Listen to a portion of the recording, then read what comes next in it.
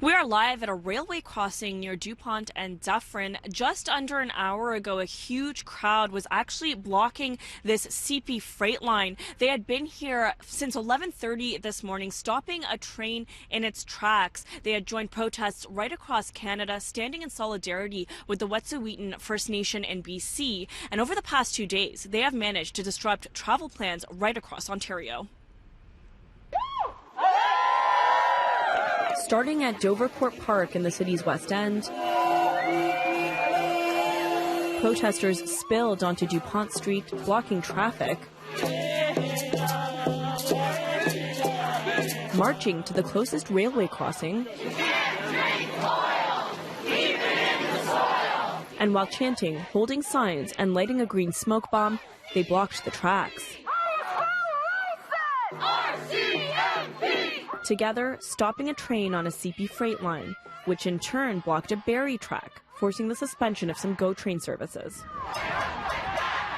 These corridors, they all run through Indigenous land, and this is the thing. The government has to know that the Indigenous people, this is still their land, whether they believe so or not, and we have to make this message clear that enough is enough.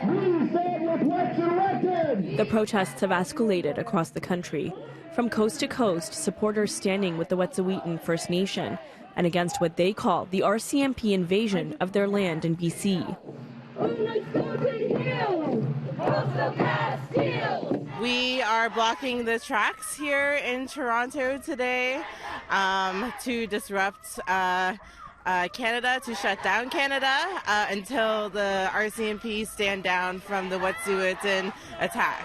On Thursday, the RCMP began its enforcement of an injunction against a blockade by the Wet'suwet'en and their supporters in BC as they oppose the construction of a natural gas pipeline and fight to protect natural resources on the land. It's not only the Wet'suwet'en who are against the invasion of Indigenous lands and the expansion of a fossil fuel industry in the middle of a climate crisis. They're not alone. We all don't want this project.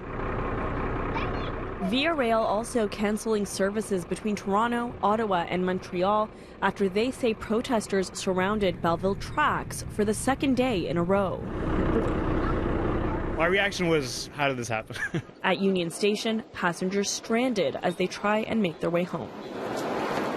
I have all these bags, it's so much like yeah, exactly. So that's why if I were to book, I have to book a flight, and then it's going to cost me twice as much just for the luggage. I don't know what to do now. Yeah. I'm in agreement with the strike, the issues. I'm all for that. Mm-hmm. I don't like this much because it's just very hard for me to get home.